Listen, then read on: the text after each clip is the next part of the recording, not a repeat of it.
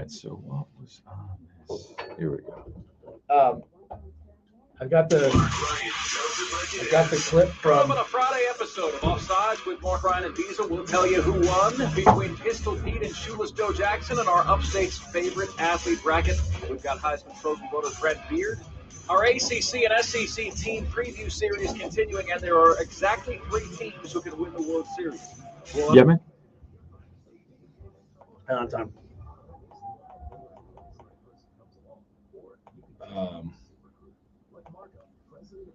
What happened there? These seem like probably local spots. I'm just going to let them keep playing. I don't know why.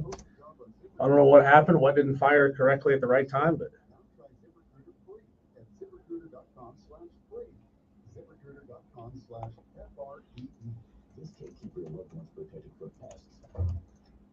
I'm just going to let it air.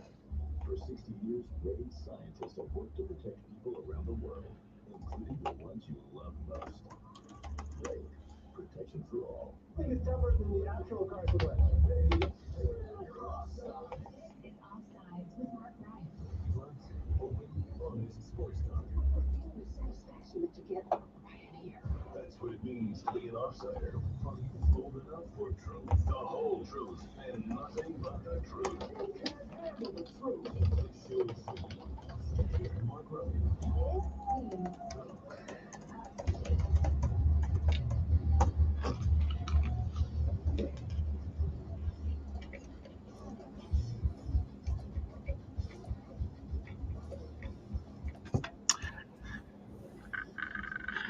What's good, everybody? This is the most interactive sports talk show anywhere. It's Offsides, Mark Ryan and Diesel, and we are the Fan Upstate, rolling on until 7 p.m. today. Fantastic to have you guys with us. Truly do appreciate you making us part of your afternoon. We know there's a lot of choices out there. We aim to always be your best option, and we aim to do so by no small margin here on the most interactive sports talk show anywhere. Offsides, Mark Ryan and Diesel. We are the Fan Upstate. Coming up on the show today, in honor of Britney Spears, what is your best and worst celebrity encounter? Best and worst celebrity encounter in honor of one Britney Spears. I know we're going to be talking about this a lot today, so I took the liberty of pulling this audio clip. Anytime we talk about Britney, and we've got that in perpetuity now. Diesel, how old was she when "Hit Me, Baby, One More Time" came out? I'm going to guess that she was like 17. So she was a minor when the song says "Hit Me, Baby, One More Time." That's not a minor. That's not a minor. What do you mean 17 isn't a minor? It's within the age of consent. No, 18 is not a No, minor. 16 is age of consent. I know. What do you mean by minor? 18. Can buy cigarettes, can buy beer, can buy anything under 18 is considered a minor, right? You're right. So I realize how bad I look saying that. Yeah. One of my favorite bits on Reno 911, if you remember that show, which was like a cops spoof show, they were advertising an age of consent flashcard that you could keep in your wallet and always know the age of consent state by state. So the guy's like, I'm going to take my date across the border to California tonight for some dinner and some dancing. And the guy's like, no. The age of consent in California is 17. Your date is 16. You might want to stay in Nevada. Right, but these are like I don't even know how that works, because it's like statutory rape is when someone who is not a minor has sex with someone who is a minor, right? I don't even understand how that works. But sir, you just sounded like Bill Murray in the movie Stripes, where he's applying for a position in the Army, and they asked him if he's ever been convicted of a felony, and his response was, convicted? No, never convicted. That was his response. That was his answer. It says here, October 23rd, 1998, when Hit Me Baby One More Time was released, Britney was 16. Oh, dear God. So the song is inviting men to want to do that with her, and therefore that is illegal. No wonder Britney Spears is. We wonder why she's jacked up. We wonder why she's jacked up. She is nuttier than squirrel turds. God, that is bad. That is awful. That is no good. All right, folks, best and worst celebrity encounters on the show today. If you could rip one tradition away from a rival, what tradition would you rip? We've got the ACC and SEC team preview series. We have a winner to crown and a new matchup to announce in our Upstate's favorite athlete bracket. We've got the most flammable relationships in sports. We've got Heisman Trophy voter Brent Beard. We've got the biggest regular season series in baseball. And we have you here on the most interactive sports radio show anywhere. Always do appreciate you guys making time for us. Here's how you can take part.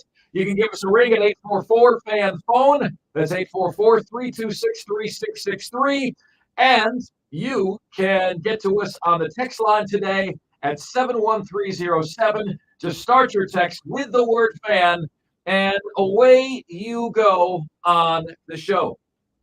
So, my friends, gonna have a big-time preview segment of Atlanta and Tampa Bay coming up today on the show at precisely 3:40 p.m.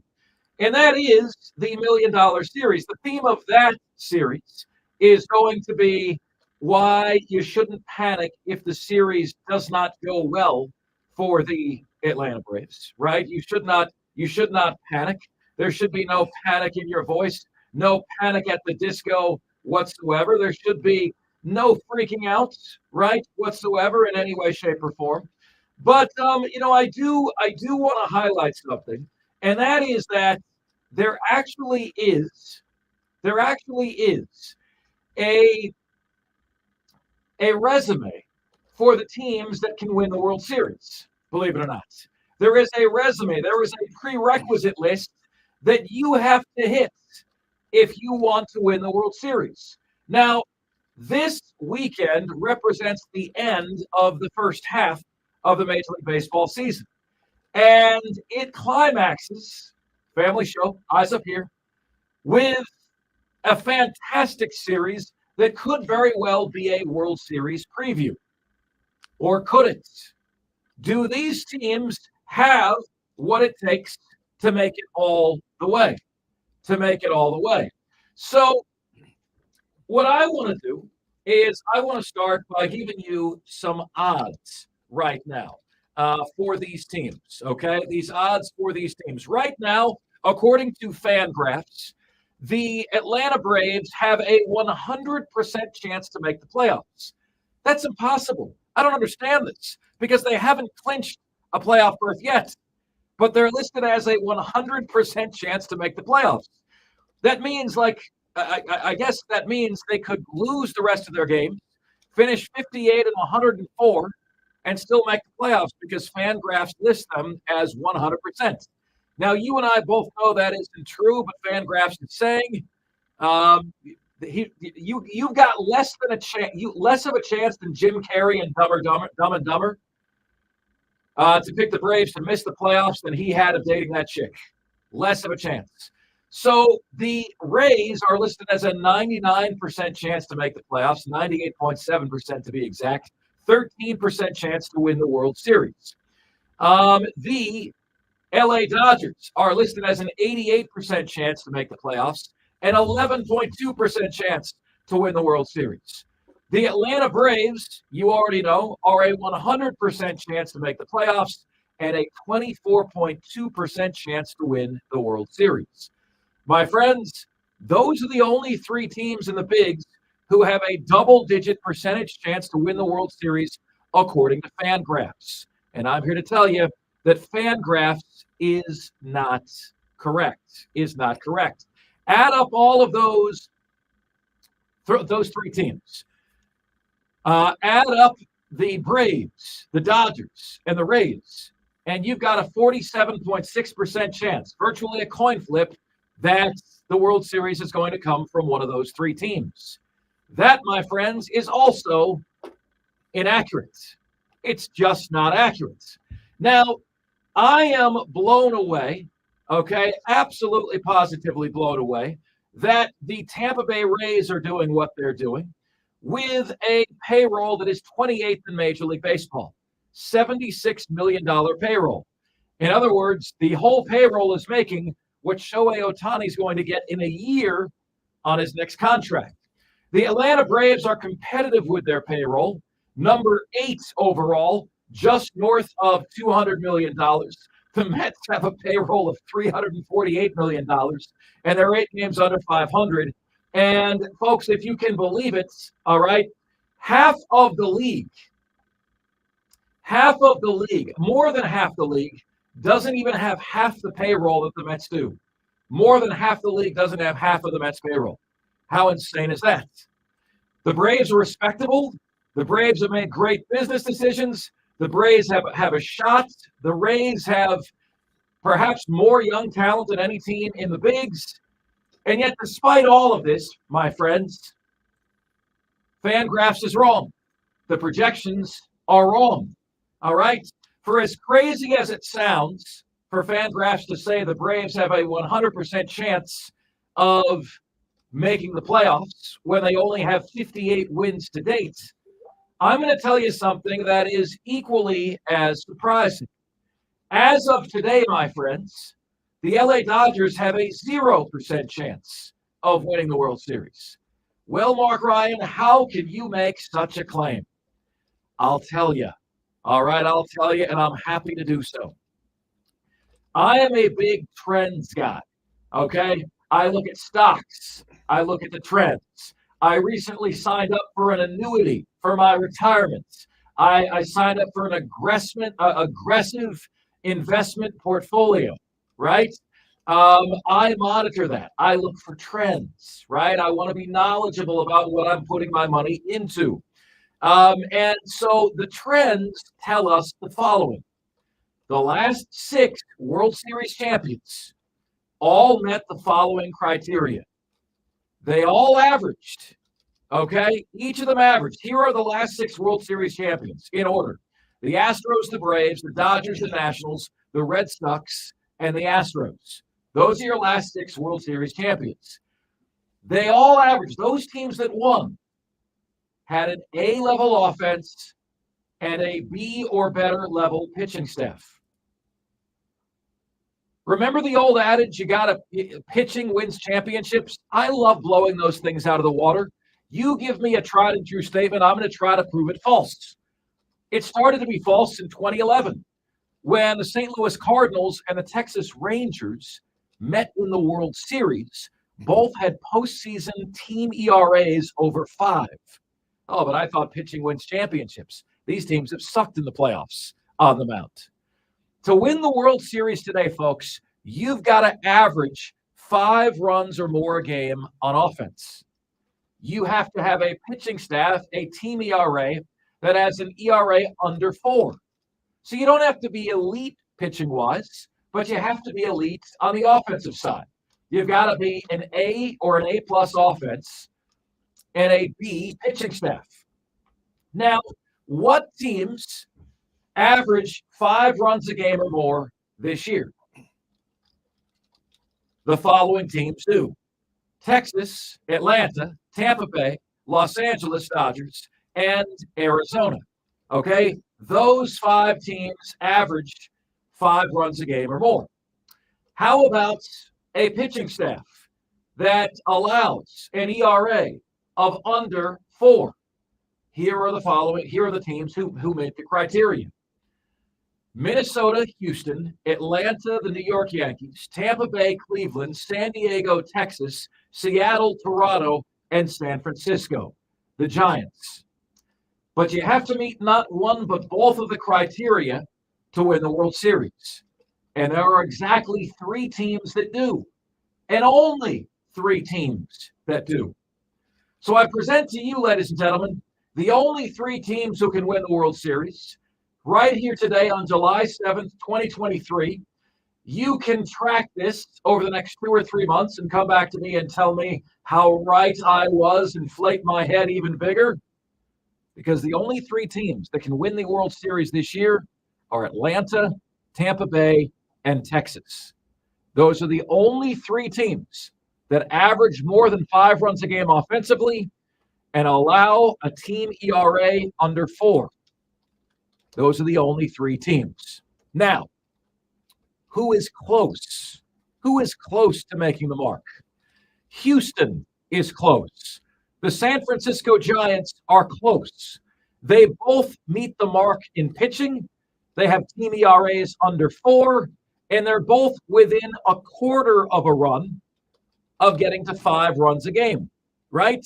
They're both like 4.76 or 4.78, 4.80 runs per game. That's where they are. But they're not there yet. They're not there yet. And unless you get there, unless you meet that mark, you're not winning the World Series. And I understand, folks, there are outliers and there are exceptions, and there always are those things in life. But I believe in living my life by the rules, not by the exceptions. And if you tell me the last 6 World Series champions have all met this criteria, I am moving forward with the knowledge that to give myself the best chance to win this thing, that's where I've got to be. Atlanta gets the check. Texas gets the check. Tampa Bay gets the check. And nobody else gets the check. So when I see the LA Dodgers listed as a double-digit percentage chance to win the World Series, I laugh. They don't know the Mark Ryan proprietary formula. You do. You didn't realize today is your lucky day. 5 runs or more a game, you must score. Team ERA under 4. You do that, you have met the prerequisites to potentially win the World Series. All right, 71307 is where you can get to us on the text line today. What do you think? Braves, Rays, massive series, and so much more. We continue our ACC and SEC team preview series, and we do it next right here on the most interactive sports talk show anywhere. Offsides, Mark Ryan and Diesel, and we are the Fan Upstate.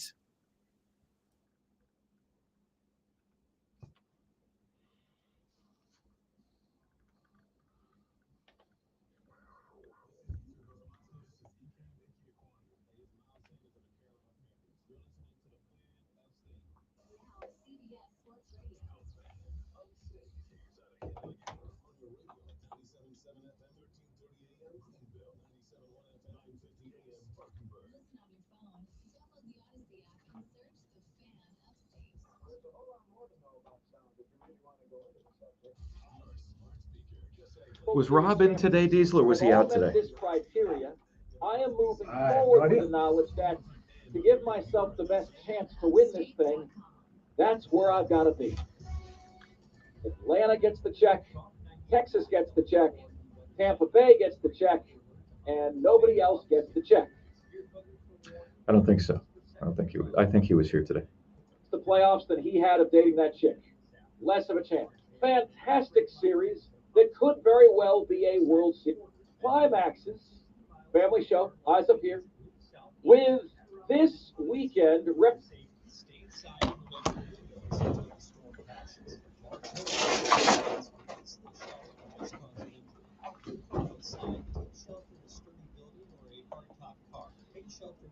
Once again, a severe thunderstorm warning continues for areas of Greenville and Pickens counties until 3:30 p.m. this afternoon. Very fine. The storm is potential for the size of tornadoes, wind gusts from 60 miles an hour. I can hear all of the scare height on the family upstate. We're going abroad for the first time next year. To Spain. God, we don't speak Spanish. So we started using Babbel. And started learning Spanish fast. With Babbel, you can start having conversations in another language in just 3 weeks. Babbel's conversational method teaches you real-life words and phrases. And with Babbel's interactive bite-sized lessons, you'll remember what you learned. ¿Cómo te llamas? ¿Cómo te llamas? ¿De dónde ¿De eres? dónde eres? When you learn a language, you actually use it. Babbel is designed with that goal in mind. In just 3 weeks, we're starting to have conversations in Spanish. Estoy muy emocionado para ir a España contigo. Aw, he just said, I'm very excited to go to Spain with you. Vamos a tener mucha diversión. And that means we're going to have so much fun. Gracias, Babbel. Babbel, language for life. Celebrating 10 million subscriptions sold. Now try Babbel for free at Babbel.com. Just go to Babbel.com and start learning a new language today. That's Babbel.com. Babbel.com. Mark Ryan tells it like it is. Bill Bender of the Sporting News joining us. Bill, if the University of South Carolina and the University of Southern California 2020 played each other 5 times, who would win the most number of games? Probably USC. When I say USC, I mean Southern California. I got USC on that a lot when I lived in Charlotte. So USC, Southern California. That's hilarious. When I say USC, I mean Southern California. That was an unintentional diss that is just beautiful. Like he's setting everybody straight. Who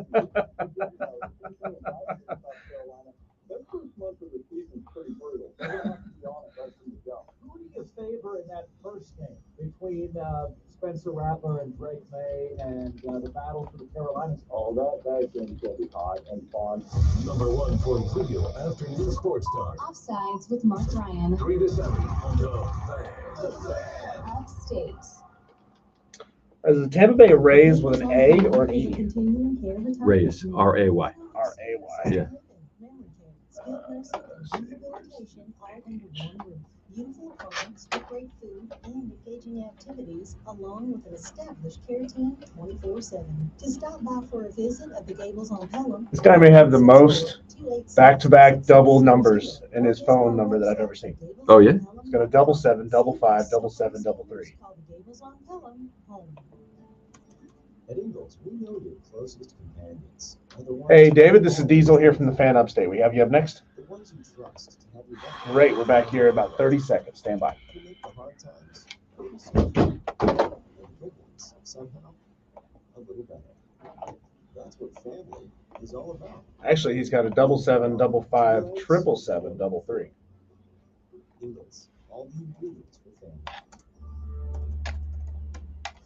If you get called into the boss's office every so often, you might be an outsider. Offsides with Mark Ryan. Only on the Upstate.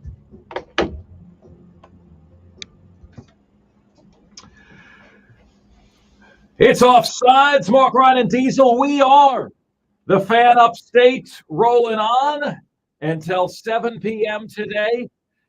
Also rolling on is our SEC and ACC team preview series.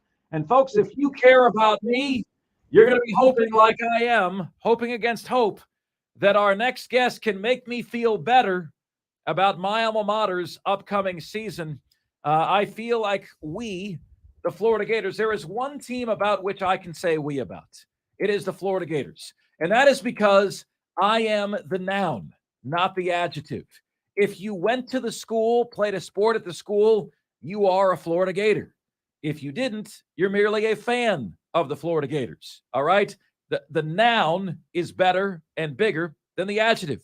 I am the noun. Okay? And I'm crushed and I'm hurt. And I feel like I'm cruising for a bruising this coming season because I feel like this is the year where things bottom out for Florida. Now, it's going to feel like the sky is falling. And then Florida fans are going to look at the incoming recruiting classes and they're going to feel a little bit better. They're also going to know and acknowledge that not all of the mess that they're seeing on the field is Billy Napier's fault. As a matter of fact, the talent, or lack thereof, is largely Dan Mullen's fault. So what are the prospects this season for the Florida Gators? We opened our ACC and SEC team preview series with Oklahoma and Texas, despite the fact they don't join the league in 2024. Joining us right now is a co-host for High Top Sports. He is a Florida Gator expert, and he's my friend David Soderquist, joins us right now on the line. David, great to catch up with you, brother. What's good, man? How are you? Well, since I've been on this show, but at least the temperatures went down a bit. I know last week it was a really big hot one there, I guess, across the nation here down south. So good to get some cool weather in here and talk some Florida Gator football. Yes, sir. So speaking of the temperature, it has been a very, very hot temperature recruiting-wise for Billy Napier lately. What has he done that you can pinpoint that led to this windfall of blue chippers coming in? Well, Ryan, I think there was a big issue, obviously, last year was maybe some of the NIL and the whole shot of fiasco that happened last year. And I think that there was I come to the meeting of where, Gator Collective, it was ran by Eddie Rojas. He did a phenomenal job of laying down that foundation. And I think he kind of just wanted to get a new owner in there, somebody that could, maybe more suits and ties for the NIL, and then they formed Florida Victorious. Ever since then, man, it's been taken off. I think last month they raised over $4 million for the NIL in Florida Victorious. And, of course, the structure there, the structure when it comes to NIL is a lot more organized. It's a lot more, it's a lot more open about, the players when they come to Florida, what can you get when you enroll? What can you get when you come to campus? It's more of an in-depth, hey, this is what we can do. And I think Billy Napier's approach and what's so good about Billy Napier's approach is the fact that, like, he doesn't beat around the bush. He's not one of those guys that's going to, try to sell you on something. He's going to tell you straight up, hey, this is it. This is what you're going to get here at the University of Florida. Of course, he's coaches can be more involved in the NIL deals now as opposed to where they couldn't before. But it's really taken off. I mean, you got to give your hats off to Florida Victorious, Jose Costa, Nate Barbera, some of those guys that are running that NIL. And you can't really blame it all on NIL. Of course, you still have to be a coach. You still have to have coaches recruit out there. And getting DJ Lagway in this class so early, a big 5-star quarterback recruit, one of the dual threat quarterbacks. I think he's the number 2 or number 1 dual threat quarterback right now.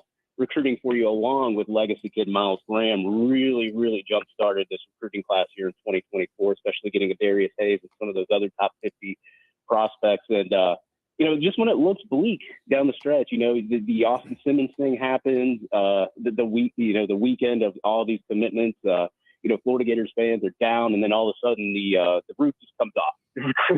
The recruiting trail. I mean, you get 4 or 5 commitments from, top 100, top 150 prospects, and it just the recruiting now has gotten a lot better than it has last year. You're not losing those battles to Miami. You're not losing some of those battles to Georgia. You're not losing some of those other 5-star prospects, and they're still intact for some of those guys coming here down the stretch. So right now it's looking pretty good. Right. What would you say, David? Like, do they get any of these 4 stars if there isn't a payment coming to them?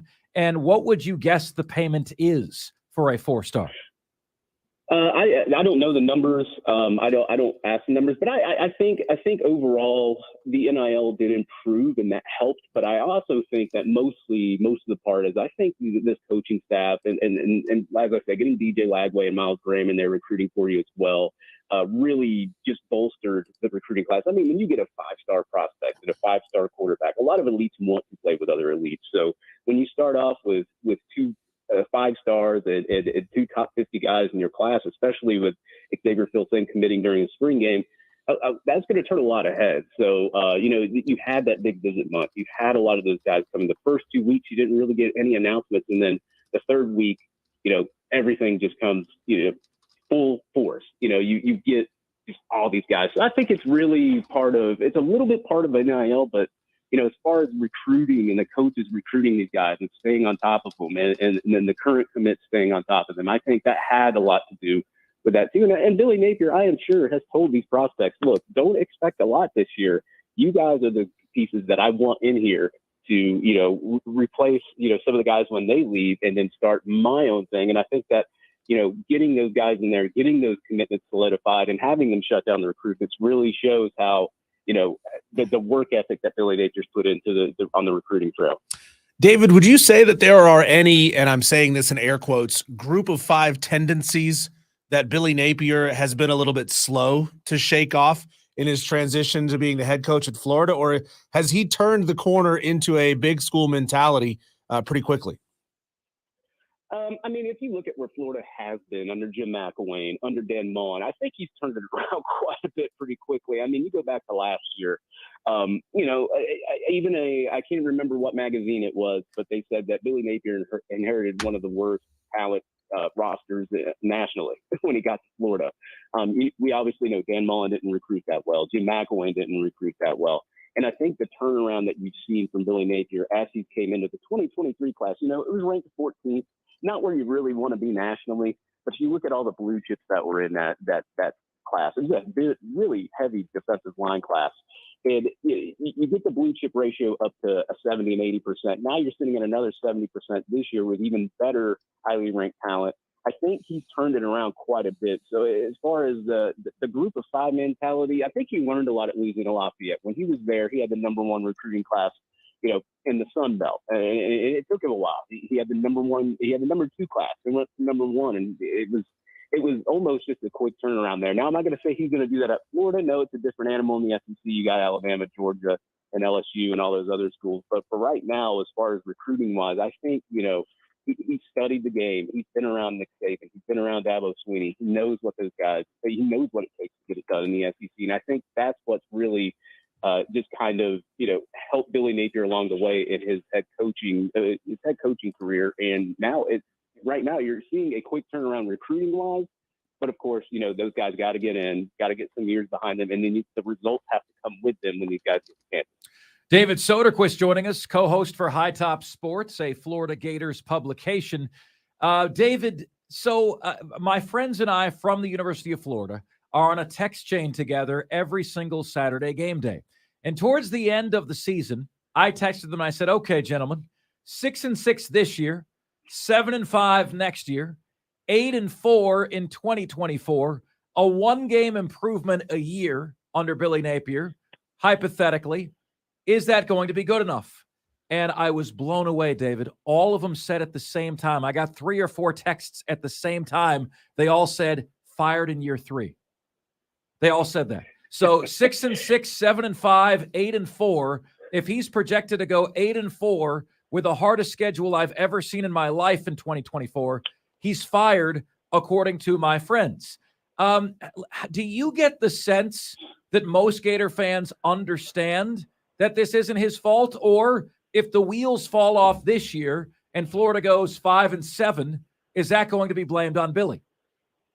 Well, I think there's fans out there. I think it's kind of 50-50. There's fans out there that understand and know that Billy Napier did not inherit a good roster. I mean, and I'll throw an example out there. Kirby Smart, when he got to Georgia, of course, he came from Alabama, had all those national championships with Alabama, but he inherited a way better roster. I mean, Mark Richt wasn't exactly recruiting under top 10 classes. He was still hitting top 10, sometimes top 5 in some years. Billy Napier, I mean, he inherited classes that were maybe 9, but then had defections from kids that couldn't qualify. So you really can't count the rankings when it comes to that. I mean, there were so many defections from past classes from Dan Mullen, and he inherited a mess. But as far as, Billy Napier getting fired or any of those rumors out there, look, even if he were to not win any games this year, and I know that's probably not going to happen, if he weren't to win any games this year, they would owe him too much money anyway. I think it's $30+ million they would owe him. They signed him to a big contract. So whether he had a bad season or not this year, they're not firing Billy Napier. He's not going anywhere. But as far as fire him for 8-4, and then you got to look at the 2024 season, this all SEC schedule that's going to happen. I mean, that's going to be a rough schedule there, especially when you throw in UCF and Miami. You obviously play Florida State. You're going to have to play all the Florida teams in 2024 on top of, your Georgias and your normal much bigger SEC schedule with Texas and all those other teams too. So, getting in, I always say to give a head coach 4 years, but now with this whole SEC schedule coming in 2024, as long as the recruiting is up to par, I say that you keep Billy Napier there and you give him a shot. Now, if he goes and recruits the elite classes 3 years in and just can't do anything, can't get nothing covered, and it winds up being like a Will Muschamp situation, then, I'm pretty sure the athletic director and some of the guys there will probably make a decision on, how's it going and why is it going this way. But I have full confidence in Billy Napier. He's going to right the ship anyway. I don't think that will happen, but he's going to have to get the quarterback situation under control there. And of course, you have DJ Lagway coming in, but I guess we'll get into that a little bit here in a second. But as far as everything else, though, talent-wise, I'm perfectly fine with what he's doing right now. It is just going to take a minute because, I mean, you recruit an elite class. Some of those guys can come in and play right away, but some of them, they need some time. They need some development. That's how recruiting goes. Infrastructure-wise, facility-wise, booster support-wise, does Billy Napier have everything he needs to win the SEC and make the college football playoff? As far as booster-wise, facility-wise, they just built a brand new facility there for kids to stay at, and now they're They're supposed to be putting another $400 million into the stadium. They're supposed to take out a little bit of capacity from what I've heard, maybe a couple thousand or so. But they're starting to put more money in there too. They just announced that. So yeah, I can see it. If Billy Napier keeps recruiting on the trajectory that he is now, like I think he's got a top 3 class right now. We'll see where it winds up at the end of the cycle. Hopefully it's in the top 5, because I feel my philosophy is if you want to compete with the best teams in the nation, you're going to have to at least recruit top 5. And that's how my philosophy is. So I think as long as the recruiting keeps going the way that it's going, and as far as the NIL or whatever is bringing these kids to the University of Florida, as long as it's going the way that it's going, I think that Billy Napier will eventually be able to compete with Georgia every year, compete with LSU. Just right now, it's just a wait and see kind of thing. David Soderquist joining us. David, all right, bud, what do you expect from this season? You know, I've been telling a lot of people, look, I think you're going to be having a bunch of premature smaculation from the fans. A bunch. There's going to be some painful Saturdays this year, David, where fans are going to want to be quick to pull the trigger. And it's important, I think, to do as you say and stay the course. Like, what is your forecast for the season? Do you have a win total in mind? What would be a success? Yeah, I've always said, just based on talent-wise, and that's not putting down any of the kids that are on the roster, I think that defense improves a lot this year, and that's just my opinion. Of course, you got your question marks with Graham Mertz, and we saw what happened with him at Wisconsin. And I mean, does Graham Mertz with a new offensive line and some weapons around him, does that make him a better quarterback? We'll see. But I think that, I think that's the biggest question mark. Quarterback, offensive line, pretty good. There's a lot of solid players there. You just got to kind of try to avoid injury there, with Osiris Torrance leaving and all of that. But, you look at it and you look at the Utah game coming in and Cam Rising, he's been injured. I'm sure they're going to try to get him to play that game. Is he 100%? Can he perform up to standard in that first game? I think the first game is what you're really going to see what Florida's made of. Now, I can't really say that because last year they beat Utah and then the wheels fell off. So I think now if you can get a little bit better production in that first game, you can kind of get an insight of it. But I say I would say the floor, if it was an absolute just disaster, it's like 4 games, 5 games. If it's the ceiling, I would say maybe 8 or 9. I wouldn't go 10, 11, or 12, though. I think Florida fans, most of them aren't expecting to go to the national championship or win a playoff this year.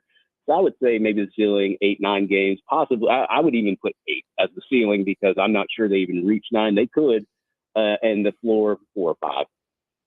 David, is there a position group at Florida that had sort of a talent deficiency last year that you have full faith will be corrected this year?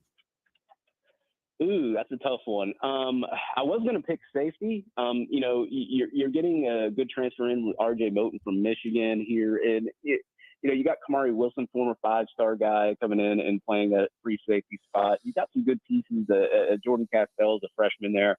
And Miguel Mitchell, a guy that's been here for a little bit. I think that safety position has been struggling since Chauncey Gardner-Johnson has left the University of Florida. And I think we might be able to see maybe some better production at safety. I'm not going to say it's going to be elite. It could be elite. We don't know. But, I think the safety position has been the biggest bugaboo on here that I think that could be improved. We kind of went over the roster a little bit on High Top Sports last week, and I like where the linebacker depth sits. I like where the cornerback depth sits, and I think it's that safety spot. I think you're going to see some improvement there. I'm not going to say that you'll see leaps and bounds improvement. We'll just have to see, but I think you'll see some improvement there. David Soderquist joining us. David, what to make of the quarterback position? I thought the spring game was pretty abysmal. Obviously there needs to be major steps forward there. Do you expect Graham Mertz to be the wire-to-wire guy? If not, who's going to replace him? Can he be solid for the year? Yeah, Mark, sometimes I don't look too far in the spring games. I kind of like to look at, which individual player does well? Is everybody on their assignment? How many penalties do they get? That sort of stuff. How many miscues? Graham Mertz, when he was at Wisconsin, he was pressured 238 times, and that's 30.6% of the time on his attempts he was pressured. He was sacked 47 times. His offensive line, everybody knows, wasn't the best, but also at the same time, he did throw a lot of interceptions. I think his touchdown to interception ratio was not the best. But I think here, you get Graham Mertz a better offensive line, some weapons, as I said. He could be better. That spring game, you go into the press conference, and even Graham Mertz said himself that they dumbed down the playbook. And, they were very aggressive on defense. Austin Armstrong, very aggressive defensive coach there. And they were just calling all these sorts of plays that, it would pressure the quarterback. And I think what they were really trying to do is just kind of see what Graham Mertz was made of. And Graham Mertz was pressured a lot in that game and still threw for 244 and a touchdown and 0 picks. So, I mean, if you want to go into that and kind of look at it that way, that's fine.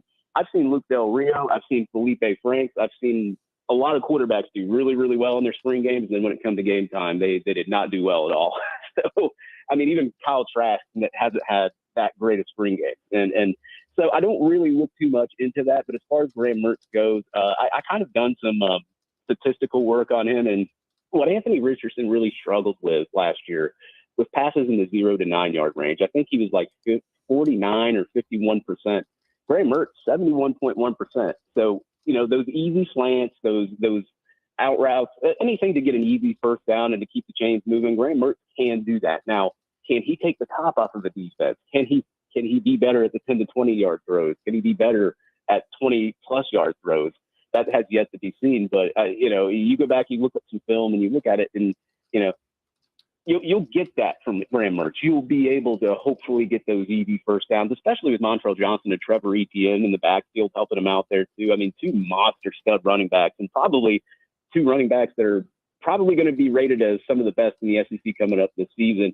I think he's going to have help from them as well. So, you look at it, you could compare apples to oranges. You could compare all sorts of scenarios, and there's just a lot of question marks. And I think that, come game one, come Utah, I think you're really going to see what maybe Graham Mertz could be made of. And of course, you don't even really know who the backup is right now. Practice doesn't even start till July 31st.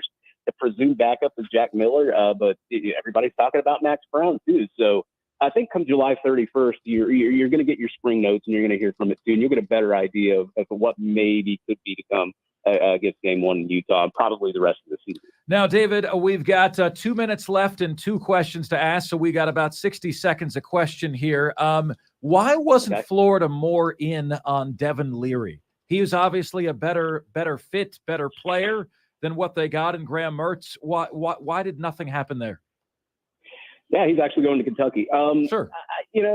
I heard that Billy Napier had went into a press conference and said they vetted 24 quarterbacks, and Graham Mertz was the guy that they were looking at. I'm sure they looked at other quarterbacks, though. I know that, he can only say so much in a press conference, but, I think there was some guys that they were targeting that maybe were misses. I know Pratt was a big target for them. He wound up staying over there at Tulane.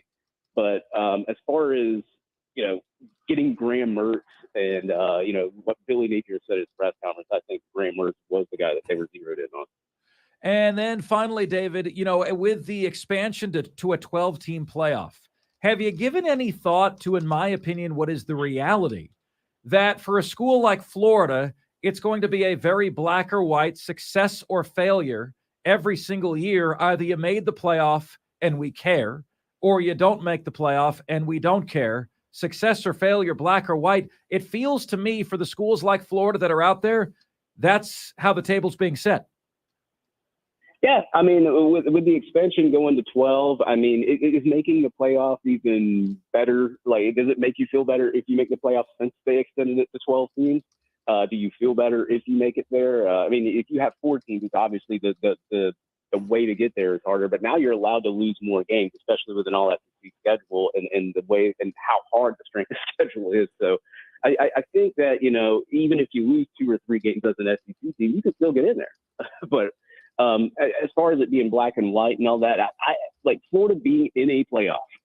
Just think about that. Florida being in a playoff, I think would make Florida Gator fans happy because ever since the playoffs been out, they haven't even touched it except for maybe in 2020, and that didn't go that well either. David Soderquist, High Top Sports, with your ACC and SEC team preview series, highlighting the Florida Gators. Great catching up with you, pal. Love your work. Love your insight. Continued success to you, okay? Thanks, Mark. Appreciate it. Thank you. Thank you so much, David. Roger Carper on YouTube says, Mark, when you are depressed because your Gators just got to 6 wins, just remember it just means more. Yeah. I remember You mean that. it means more whiskey to Yeah. drown these feelings that you're having? Yeah. It means a little more something, Diesel. A little more something. Need a little Man, bit more feel good. I used to envy the SEC a little bit, man. Now I feel kind of sorry for the SEC for the gauntlet, for the beating that you guys are going to take, all of you collectively, not you Georgia, not you Alabama, but everybody else. I feel bad for the beating you're going to take. Feel worse, Diesel, for the schools potentially like a Florida that used to be on the very upper tier, right? We used to be Alabama and Georgia. And now one of two things is going to happen. They're going to get back to that level, or they're going to be forgotten. Well, they're going to become an also-ran. The good news is you've got the infrastructure, you've got a history of winning, so you've got boosters, you've got fans who are used to winning at a high level, who want to get back to winning at a high level, and they'll donate just about whatever it takes to collectives to get back to that high level. So you have an infrastructure in place to be able to put forth the kind of money required to win national championships now. Florida has a chance, Diesel. You know, the first 4 games, 2 of the first 4 games are McNeese State and Charlotte. The other 2 are Utah at Utah and Tennessee at home. If you can somehow win one of those 2 games at Utah or Tennessee at home, and you're 3-1 after the first 4 games, it sets you up to perhaps be a pleasant surprise somehow this season. Hey, so you're saying there's a chance, right? Braves Rays series of the year. We'll look at that next here on Offsides.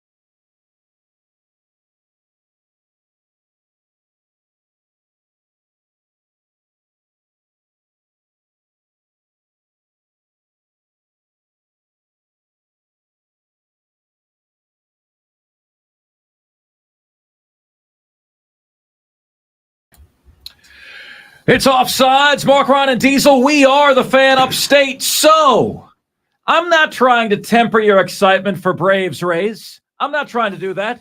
It's the biggest series of the year. But what should you make of it as a Braves fan if they go down to Tampa, my hometown, and lose 2 out of 3, or worse yet, get swept? You should make virtually nothing of it. In 2016, the Chicago Cubs won the World Series. They were swept during the year by second-place St. Louis Cardinals. In 2017, the Houston Astros lost a series to the second-place LA Angels. They won the World Series. In 2018, the Boston Red Sox won the World Series. They lost 4 of 5 series to the second-place New York Yankees. 4 of 5 series they lost, and they won the World Series. In 2019, the Washington Nationals lost 5 of 6 series to the first-place Atlanta Braves. Washington won the World Series. All right? And in 2021, because 2020 was a wash with COVID-19, the Atlanta Braves lost 2 series to the second-place Philadelphia Phillies, and they won the World Series. It turns out, folks, that as a predictor of what will happen when it matters in the postseason, the regular season series basically tell you nothing. It's a 50-50 split. In other words, the team that won the regular season series wins the one in the postseason 50% of the time. 50% of the time, they don't. All of which is to say, enjoy Braves Rays as a fan. Get to know Tampa. It's going to be a really good environment for the Braves. They're going to have such an appreciation for the stadium they play in after they visit the minor league dump known as Tropicana Field. But do not get too worked up over the results, because as history's shown us, these series just don't matter that much. We check and see what you guys are saying on the text line. Let's see here. J.D. Wyatt says, have a great show. Opened for Guns N' Roses twice. A texter says, and I met Axl Rose. Just walked by and gave me a head nod and said, what's up? But I did almost fight his road manager for talking down at me, and I was ready to go at him right then. I made him apologize in front of everybody, which was hilarious. So says Ricky in Spartanburg. Good for you, Ricky. Michigan J. Todd says, great MLB trends that you shared with us, Mark. I, too, watch trends, but as a degenerate gambler, I would put up $100 on the field if you're willing to put up $100 on your three teams. Braves, Rays, and Rangers. Are you game? I'll think about it over the weekend, Michigan J. Todd, and I'll get back to you. Sounds good. What do you think, Diesel? Good bet, bad bet. I get the Braves, Rays, and the Rangers. He gets the field. Rays are the best record in the AL. Braves are the best record in the NL. That's a good bet. Good bet for me? Yeah, it's a good bet for you. It's Wow. a horrible bet for him. Wow, we'll think about it over the weekend, Michigan J. Todd. I'll let you know, buddy. We've got Heisman Trophy voter Brent Beard joining us next, right here on the most interactive sports talk show anywhere.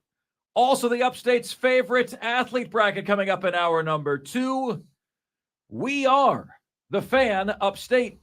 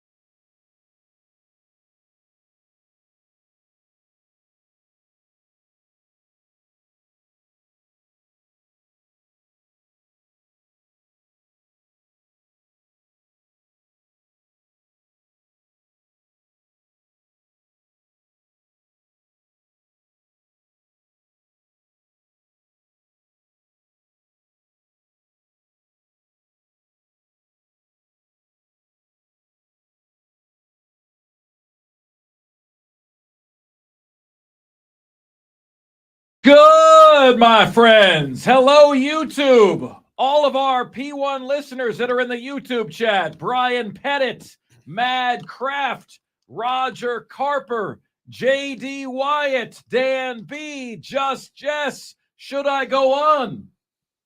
Fantastic to see you guys here on a Friday edition of the show. 844-FAN phone. That's 844-326-3663 is the number.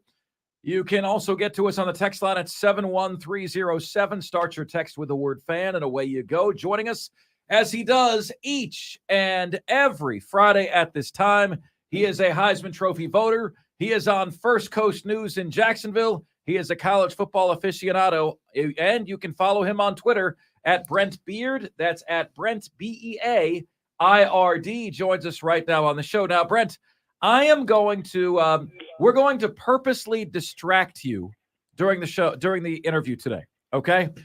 So what we're going to do, because we're nice like this, Brent, especially to our friends, I'm going to give you a question right now that I'd like you to think about on your back burner as you're answering our other questions, and we'll come back to you for it at the end of the interview. Are you ready, sir? Yes. Okay. I am looking for, Brent, yesterday, Britney Spears had an altercation with Victor Wembanyama, the number 1 draft pick in the NBA draft. She went up to say hi to Victor at a restaurant and was a little bit too overzealous. Apparently, security didn't know who she was and backhanded her. So she got backhanded by San Antonio security. We're not asking you about that, Brent, but we will ask you the very last question of the interview today will be your best and worst celebrity encounters. Is that okay? Yeah. Best and worst celebrity encounters for Brent Beard coming up at the end of the show, at the end of the segment today. So, Brent, what high-profile head coach is more likely to be in hot water moving forward? Is it Jimbo Fisher, who, despite all the millions in advantages for Texas A&M, has not yet gotten over the hump there? Or is it Ryan Day, who has lost to Michigan 2 years running and has the natives restless in Columbus? Which high-profile coach is in more hot water right now? Jimbo would be. Now, there is some promise after hiring Bobby Petrino. They've got not one but 2 good quarterbacks. They very well may have the best wide receiver room in the league. And if they don't get it done this year, now I will tell you, now that Lindy's and Athlon and Phil Steele all are out, that in Lindy's A&M is 30. They're 30, which is not very good. A&M is 20 in Athlon. And in Phil Steele, A&M is 12. So my question back to you guys would be, if you're A&M fans, are you paying Jimbo Fisher to be 30, 20, and 12? No, we're not. Absolutely not. You know, it's funny, Brent, when Mark was doing that setup before the previous question, I thought he was going to ask you which SEC coach you would like to backhand. But he didn't go that route. Thank you. Thus far this offseason, Brent, and I know you're much, much more plugged in than we are, what has been the most perplexing or confusing move by an SEC coach this offseason? Well, I'll actually go back to I'll give you 2 quick ones. The Petrino move had to be the one that was probably that people laughed at the most, thinking there's no way in the world it will work, and it did, or maybe it did. It did during the spring. We don't know if that's going to happen, and Jimbo will keep his hands off of it. But Florida hiring the 29-year-old Armstrong kid from Alabama, who had a cup of coffee there, and then Southern Miss. A lot of people wonder what in the world was going on with both of those moves. I do think the Armstrong move is brilliant. because I think he's got unlimited potential. So I would say those two, Diesel, made people scratch their heads as to why did they do that. So, Brent, I'm looking at this list of teams that are projected to win 12 games. I don't think I'm looking at your notes here, Brent. This can't be right? They've got Louisville. Louisville's not a favorite in all 12 games, right? Yeah. Now when you look at Louisville's schedule, there's no way. It might tend to do that, but that would be, I don't know, that's probably a reach. And again, and maybe these guys know more than we do with this. But basically, everybody who's seen that list, Mark, has said the same thing that you did. Why is Louisville projected to win 12 games? And look, on the 11 games, how many people would have predicted Liberty and South Alabama to win 11 games? So, look, if you've got a pretty decent club and you've got a schedule that you can manage, I guess anything is possible. But yes, at the same time, that will be quite a rebound for Louisville. Oh, to say the least. Yeah, to say the least. On that list, Brent, Alabama, Georgia, Michigan, and Washington. What are the chances there, do you see? Like Washington, are they really that good to take that huge step up in year two for Kalen DeBoer? Or can they go undefeated? What do you see? Listen, the Pennish kid is tremendous quarterback. If people really haven't seen him, they owe it to themselves to be able to do that. I can tell you that is why that they have some possibilities of winning 12 games. It is on his shoulders. Michigan's not a surprise. Georgia, Alabama, not either. And that may be a little bit of a leap, but when you've got that good of a quarterback, anything's possible. So, Brent, it's my understanding that it is next Monday, not this coming Monday, but the next Monday, on which the Mountain West Conference suits will get together and decide what they're going to do with San Diego State, who want to come back despite sending them a letter informing the league of their intent to leave, and then sending them a follow-up letter confirming their intent to leave. If you're a Mountain West official, how would you vote on this matter, and how do you think they will vote? How do you think they will handle this?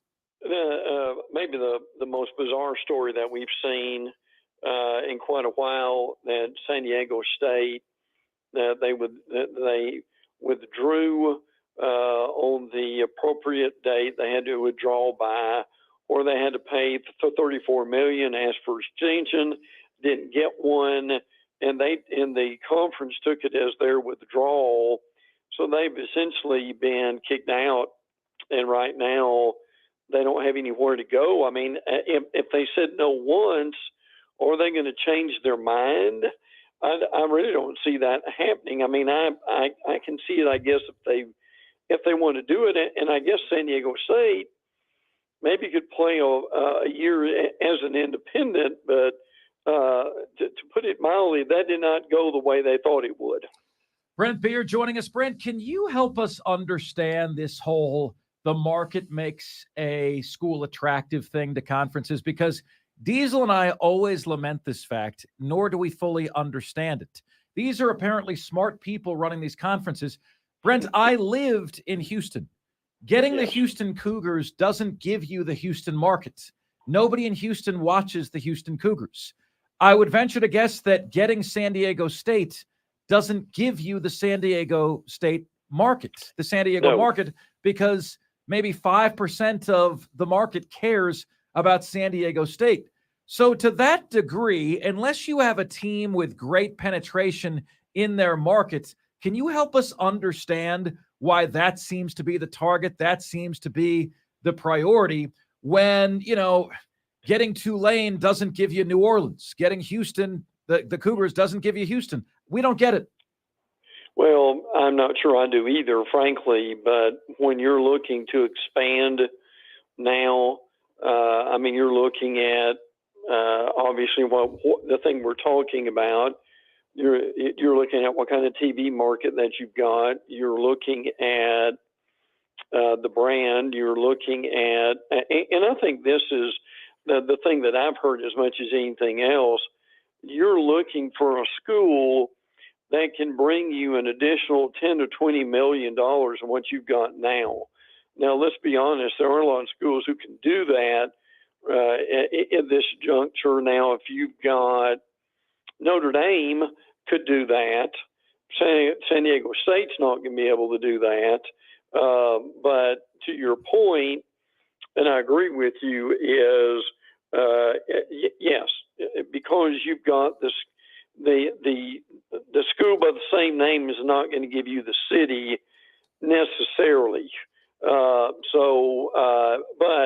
that is the logic with this. And again, all these expansion decisions are not solid decisions, that they're not well thought out.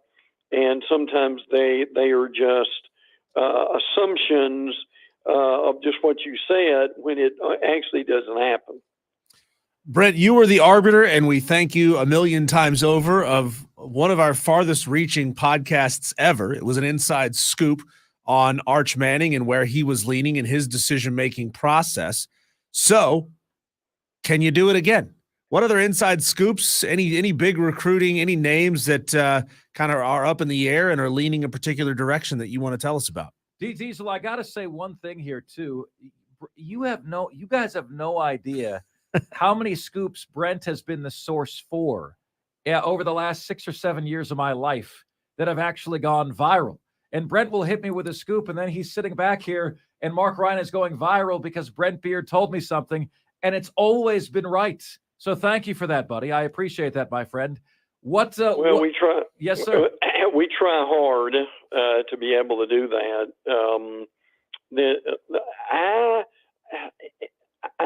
I don't see a lot of upset. That I get the question. It's a really good question. Frankly, they thought Ellis Robinson, the 5-star, was maybe going to either Alabama or Miami, but he decided that he is going to stay at Georgia at this point. Some folks thought Joseph Johnny again ended up at Georgia, but they thought he might end up going to either Oklahoma or even Georgia Tech was mentioned that. I thought that was also interesting to be able to see that one. Ohio State's doing really well too. This Miles Lockhart, who's a 4-star cornerback out of Arizona, they thought he might stay locally, but he ended up going to Ohio State also. And I think that Tennessee thought they had a shot at this Elijah Rushing, who's not a great name for a rush-in, Elijah Rushing. He is 6'6", 225. And I think to his credit, he stayed in Arizona. They thought he might go to Notre Dame, Tennessee, Arizona, and so he ends up at Arizona at that point too. So, but there's still some big decisions I think coming on over the next few days. It really is amazing how June and July have become as important in recruiting now as almost December. And I still think, and if we want to stir it up here a little bit, I still think that signing day is going to disappear from December, and that it eventually is going to be at the end of July or the early signing period. Let's say end of July or the first week of August. You guys might disagree, but I think eventually that's coming. Brent Beard, Heisman Trophy voter, joining us here on Offsides, the Fan Upstate. Brent, when you look at a program like South Carolina trying to ascend in the SEC, does the expansion with Oklahoma and Texas just kind of kill that dream for them? Does it put the kibosh on that in terms of, trying to ascend? Because they have dreams. They have goals. They haven't won the SEC. I saw a graphic the other day that Tulane has more SEC championships than South Carolina does. But that fan base dares to dream, Brent. They want to dream. So what do you make? How should a South Carolina view the additions of Oklahoma and Texas? Does that prohibit them from continuing to ascend in the conference? No, absolutely not. No, I think that's absolute foolishness, frankly. And the reality is, look, I know Texas is picked to win the Big 12 this year. I've seen Oklahoma pick third or fourth in their final year. No, that mindset, and I don't think that Carolina coaching staff will allow that either. I know they probably got to deal with that a little bit. And everybody's going to say, "Oh boy, here comes another loss or two." But those two schools are going to have to earn their way. I mean, I don't think Texas, Oklahoma. I'm not saying they're bad football teams. I'm just saying they're nowhere near where they want to be yet. And they very well may be in the middle of the pack next year. And again, people need to remember we won't have divisions. We just have the top two teams go to the SEC championship game. So no, if I was South Carolina fan or anybody associated with the school, I would not let Texas, Oklahoma affect me mentally one iota. Brent Beard joining us. Brent, what is the biggest reason why Clemson is no longer mentioned among the Georgias and Alabamas and Ohio States of the world? Well, I think probably because obviously when they have a year like they did last year, people forget about you pretty quick. But again, Lenny's has got them at 11. Affon's got them at 12. But Phil Steele has them at 2. So what does Phil Steele know that the other two magazines don't? And how excited is he about them? I still say they've got one of the best rosters in the nation. I think they're going to be better with a new offensive coordinator, a new quarterback. I still think they probably will win the ACC with FSU hot on their trail. But Mark, that's just life right now. If you don't make the playoffs for a year, people forget you exist. That program is way too good, and that staff is way too good, and that roster is way too good for people to forget them and them not be back up there quickly. All right, buddy. We asked you at the beginning of the segment. We ask you at the end. In honor of Britney Spears and her ill-fated attempt to schmooze with number 1 pick Victor Wembanyama of the San Antonio Spurs, what are your best and worst celebrity encounters, Brent Beard? I would say probably in my younger days, I went to Coleman Coliseum in Tuscaloosa to get basketball tickets. And this was when Bear Bryant was still alive and coaching. And it was dark. I had to go from one side of the building to the other. And I had thought about all these things that I wanted to ask Coach Bryant if I ever met him. And out of nowhere, in the shadows of the hallway, here he comes walking. And I was so taken aback because I didn't expect to see him in that context.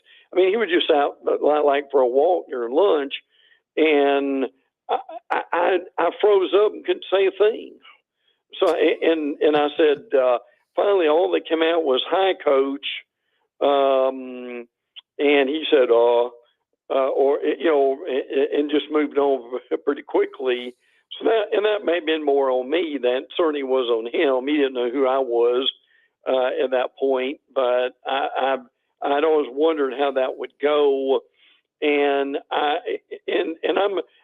will say the first time that I met, and look, I grew up watching Game Day like everybody else does, and I will admit the The first time I met Reese Davis, I don't know if I could have found a guy that would have been more cordial and congenial and would actually stop and spend a few minutes to just talk. And that's something I appreciated greatly. How about those two examples?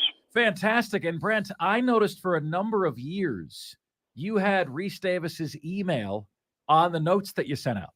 So like Reese Davis was attached to this email of notes for a very, very, very long time. Yeah, that's correct. I mean, he was, he was one of those things to where, and look, now as long as I've known you, you've been good enough if someone's coming up in the industry to lend an ear and some encouragement. And I think that's kind of what he did too. And look, Mark Diesel, you guys know this. Unfortunately, in our industry, not everyone's interested in doing that, are they? Not so at all. when you find people who are, you're very grateful. Certainly the case, my friend. Hope the move is completed and going well, sir. We love you and appreciate you, buddy. Great catching up. Only a few more weeks until we're talking about actual games, my man. Great catching up with you, bud. And again, by the time we talk next Friday, we're going to be a few days away from Media Days being in Nashville, so that's going to be a lot of fun. Are you heading over there, Brent? Oh, yes. I have missed, besides COVID, obviously no one went. I missed one SEC Media Days since like 1993. Wow. Incredible. Enjoy it, buddy. We will look for your scoop from there, okay? Look forward to it. Take care. All right, take care. The words of one Brent Beard, Heisman Trophy voter, First Coast News out of Jacksonville, Florida, and great celebrity experiences as well. All right, my friends, coming up next, it is time for our daily Sweet 16, Upstate's favorite athlete bracket matchup. Can't wait to unveil this one to you. Who is going to win? That's next. This is the most interactive sports talk show anywhere. Offsides, Mark, Ryan, and Diesel. We are the Fan Upstate.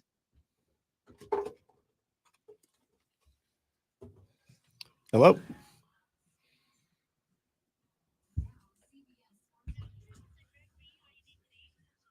Fine.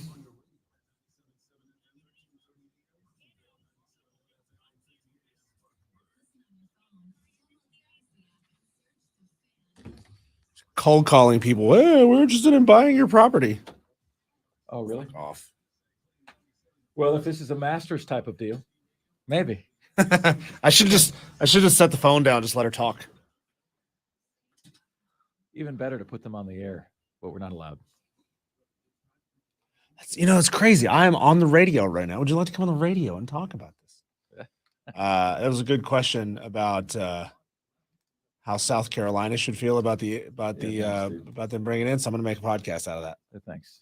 That is a podcastable answer. I was thinking that, between the Gators and Brent, I could hear our listeners saying they've had two guests on and they haven't asked them anything about Clemson or South Carolina. Brent Beard, Heisman Trophy voter, joining us here on Offsides, the Fan Upstate. Brent, when you look at a program like Brent,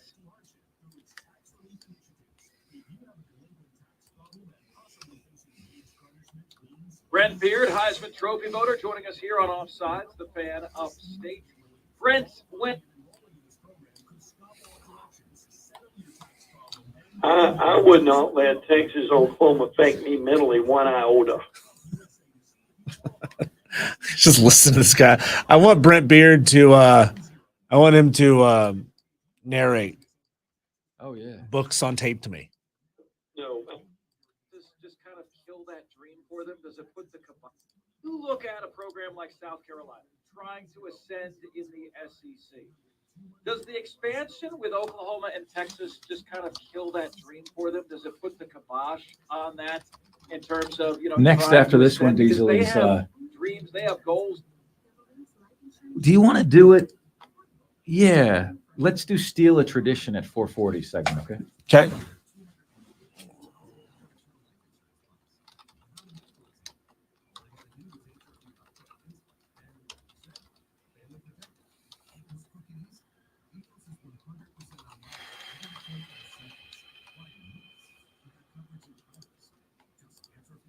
the expansion with Oklahoma and Texas just kind of kill that dream? You think for them? Twitter's Does it going put away, the man? kibosh on that in terms of trying to ascend, because they have dreams, they have goals, they haven't won the SEC. Do I think Twitter's going away? As in, like, a relevant platform? No. It's people seem to be going to this new one called Threads. Yeah, I don't anticipate tens of millions of people leaving Twitter.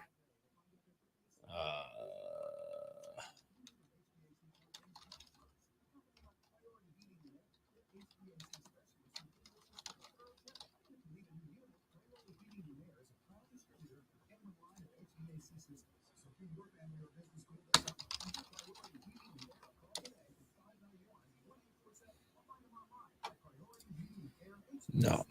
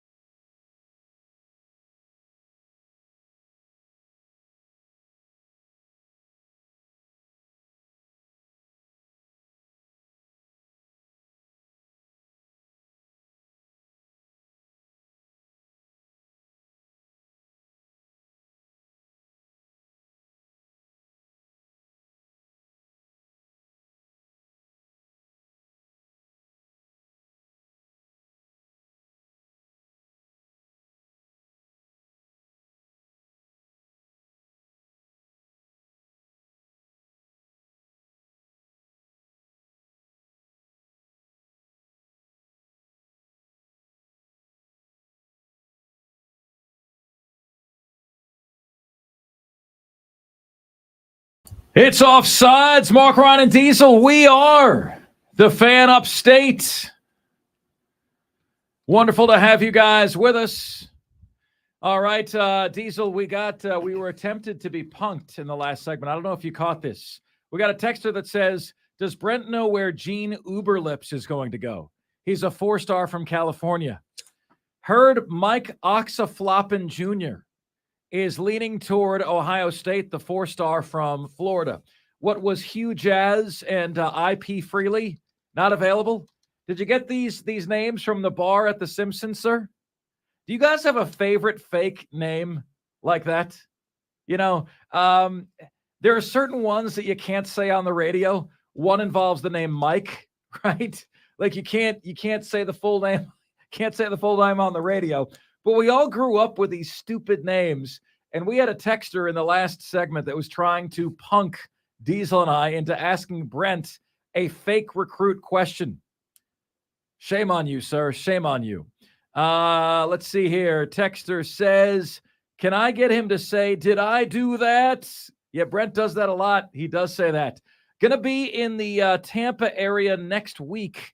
Any suggestions on places to go, Mark? Yes.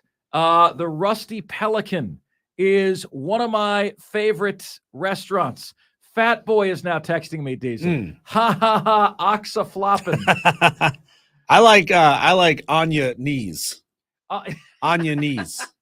It's a good one. Yeah, that's it. That's it. How about Annie Position? Hey, Fat Boy, what is the worst? Oh, it was him. It was him. It was 100% him. It was Fat Boy trying to dupe us the entire time. Hey, Fat Boy, what is the all-time worst you've ever been pranked on the air? You ever been pranked in a really bad way on the air? Texter says, my favorite name is last name Clappin, first name Cheeks. My cheeks be clapping. It's great. Freaking hilarious. All right, my friends. You guys know, good to hear from you, Fat Boy. Love you, brother. You guys know that we've been doing this little ditty each and every day at this particular time. And I want to let you know that I was actually surprised at how dominant the victory was yesterday. We can announce it right now for Shoeless Joe Jackson, who has now moved, eliminating Pistol Pete Maravich. Look for no further proof, folks, that the upstate produces some of the best athletes among any region in America, okay? One of the best athlete-producing regions in the country.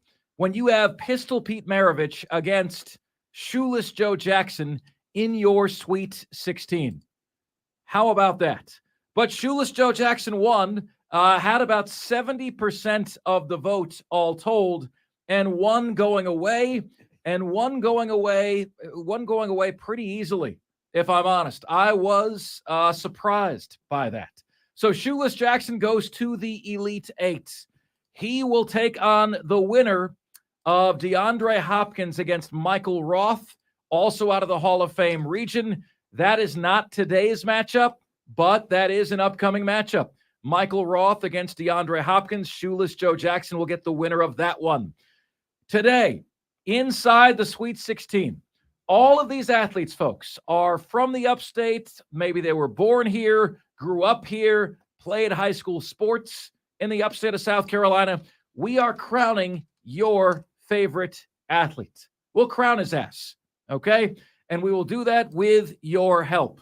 Today's matchup, out of the MVP region, all right, we've got number 1 seed Kevin Garnett of Malden against number 5 seed Stephen Davis of Spartanburg. Look, there are very strong feelings about Kevin Garnett in this area. Some swear by Kevin Garnett, others swear at him. And I understand that the incident that knocked him out of South Carolina or had him choose to leave was a racial incident. But the beef seems to stem from many people on the feeling that perhaps Kevin Garnett does not really own being from South Carolina. And folks, this is not Mark Ryan's assessment. That's been said to me a number of times, right? Kevin Garnett involved in an incident. Kevin Garnett leaves the area, goes to Farragut Academy in Chicago, and, has had a camp here or two, I think, at some points. But it's odd. It's like half of the people have a very positive impression of KG, and the other half of the people have a very negative impression of KG. So I wonder how far this is going to go. Nobody has a bad feeling about Stephen Davis. If anything, if those of us who remember Michael Westbrook beating him within an inch of his life and doing jiu-jitsu karate on him at training camp, we feel for Stephen Davis. Heck of a player. Went to Spartanburg High School, went to Auburn, was a 4th-round pick in the 1996 NFL draft, had an 11-year career for the Washington Redskins, the Carolina Panthers, and the St. Louis Rams, rushed for 8,052 yards in his 11-year career, including 4 seasons of 1,000 yards, 65 total rushing touchdowns for one Stephen Davis. There was a stretch there, man, from like 1999 to 2001. He was easily one of the top 5 backs in the league. And he averaged for his career 4.1 yards a carry. Mark right there of a very, very, very good back. So you have Stephen Davis, who's kept his nose clean, against Kevin Garnett, who is a Hall of Famer, a 15-time NBA All-Star, 4-time All-NBA first team. He was a 9-time NBA All-Defensive first-team player, won an MVP in 2004, and was the NBA champion in 2008. It's Kevin Garnett against Stephen Davis in our Sweet 16 of the Upstate's favorite athlete bracket. And the voting is open for you guys right now. So please get your votes in, 71307. If you are hearing this right now, please do take a quick minute and just send us your vote. So easy to do it. You just open the text screen on your phone, right? Click the text message icon, put in the number 71307. Okay? Hit enter. Then put the word fan, F-A-N, and your votes. Either you're voting for Kevin Garnett or you're voting for Stephen Davis. Diesel, first 3 votes that have come in, all Stephen Davis. How about that? Why would that be the case? Stephen Davis, no one likes the Celtics anyway. So says UNC Chris. Texter says Stephen Davis. Texter says Stephen Davis.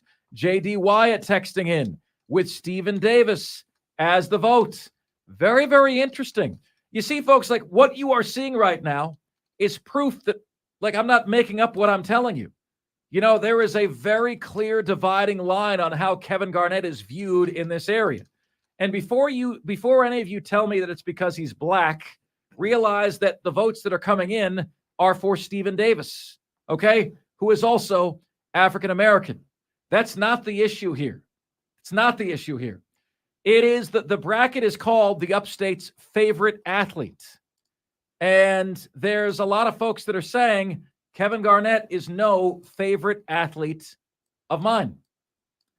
Diesel, do you have a vote? Stephen Davis, Kevin Garnett, what do you see? Why is Stephen Davis getting all these votes to start? Very interesting. Yeah, I don't have the I don't have the hatred and dislike for Kevin Garnett the way that a lot of people do from around here, because I wasn't here when Kevin Garnett was coming up. All I know of Kevin Garnett is his time with the Timberwolves and with the Celtics, and the anything is possible. I don't have a negative opinion of Kevin Garnett at all. And the fact that Kevin Garnett was a 15-time All-Star, he's a champion. He was a defensive great. I love the way Kevin Garnett played the game, so I'm going KG. Texter says Stephen Davis, Kevin Garnett is a smart-ass bleep. It starts with a P and ends with a K and is not racial. It's kind of prickly pear, but without the L-Y in the word pear. Kevin Garnett is a smart-ass bleep. Unbelievably, of the most surprising things that I've seen since we started this bracket is the fact that the first 7 votes that came in on the text line today were all Stephen Davis. Stephen Davis, Stephen Davis, Stephen Davis, Stephen Davis, Stephen Davis, Stephen Davis, Stephen Davis. The last 3 have been for Kevin Garnett. My friends, could Kevin Garnett get knocked out of this thing before the Elite 8? Could he become the first one to be bounced? My vote, Kevin Garnett, for many of the same reasons that Diesel mentioned. I don't have the personal tie to Kevin Garnett being a jerk. I form my own opinion of people. I listen to what you say, but I form my own opinion. The last thing I would want for any of you guys to do is to hear someone else tell you, man, that Mark Ryan guy's an ass. And then you don't listen because you're unwilling to form your own opinion, right? It's the last thing I'd ever want you to do. So I'm going to practice what I preach here. I don't know Kevin Garnett. I know he was one of the most intense guys I've ever seen in the NBA, one of the most successful NBA champion, NBA MVP, 15-time NBA All-Star. Stephen Davis was a very good player. Kevin Garnett was a Hall of Fame player. And therefore, my vote goes to Kevin Garnett. But you guys have the final say. Diesel will lead us into a super fun segment, and we'll do it next, right here on Offsides, the Fan Upstate.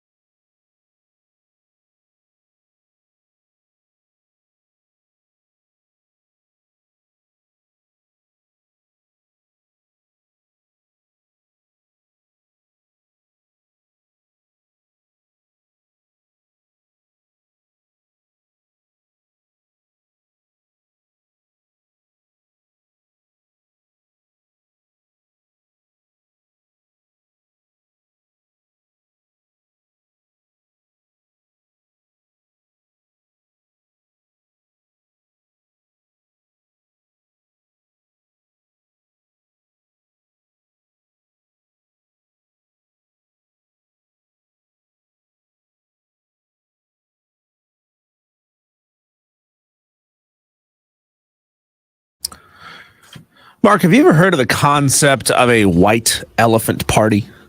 Oh, yeah. It's like a Christmas party where there are prizes up for grabs, and you, as an attendee of the party, could score one of those prizes, or you could steal one of those prizes from a fellow party goer. I believe in my family, Diesel, they called that like Secret Santa.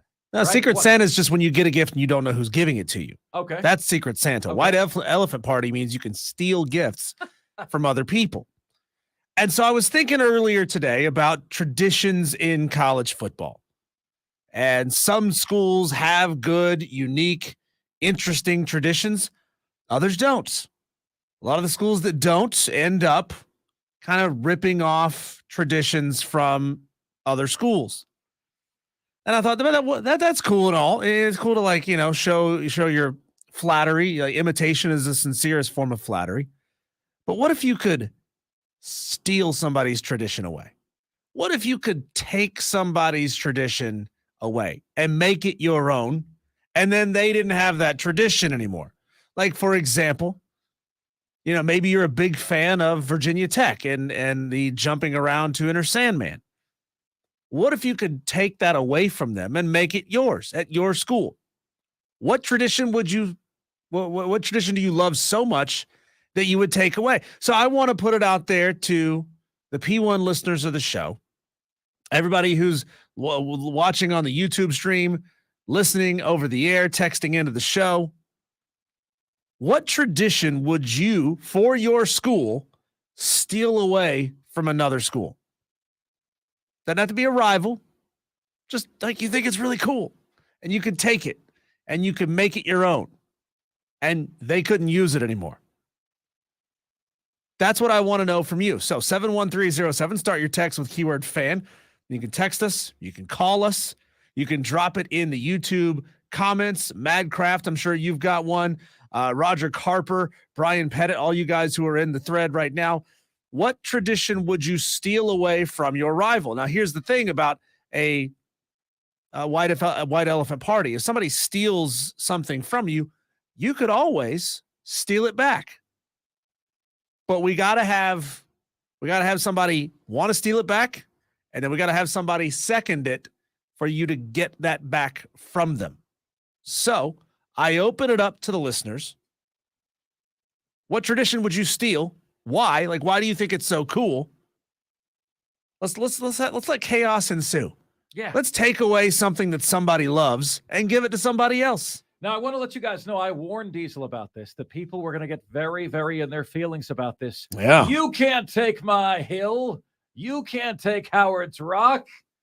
Well, we just did. Yeah. We're giving the audience the chance and the opportunity to do just that on a Friday afternoon. Like, if you're a Florida fan and you think running down the hill at Clemson is so damn cool that you wish that was yours, take it. Take it. Make it yours.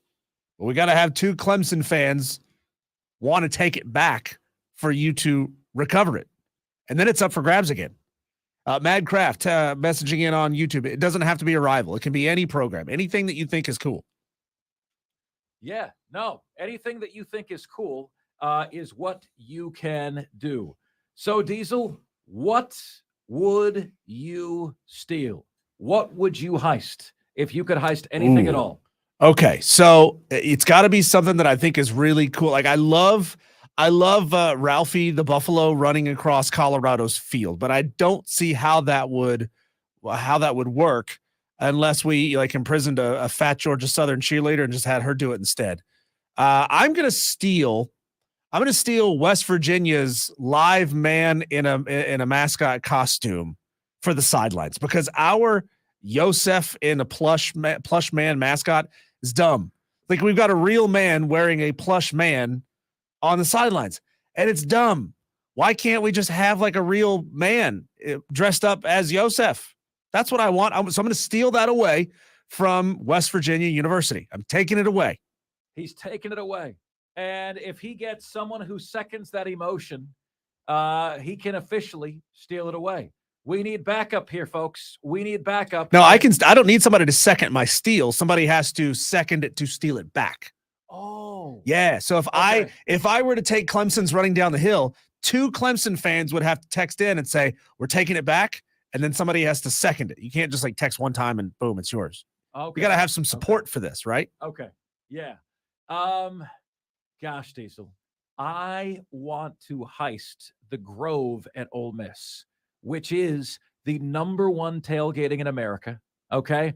Look, everybody always votes Ole Miss as like the hottest among the co-eds, but there's more to a great tailgating scene than that, right? The tailgating scene is based on the fact that they have an entire dedicated area called the Grove. That is beautiful. That also does feature beautiful people. And my school has nothing like that, Diesel. Nothing like that at all. Yeah. As a matter of fact, the only place you can tailgate at the University of Florida is miles upon miles away. If you tailgate at UF, Diesel, and you go to a game at UF, you are walking 10 miles that day. Oh, I've tailgated at UF, and we tailgated in front of a stinky building that looked like some sort of water treatment plant. Yep. And it was like 2 miles from the stadium. It sucked. Yep. That's what you get at the University of Florida. Enjoy it. Enjoy it, my friend. We don't have the Grove.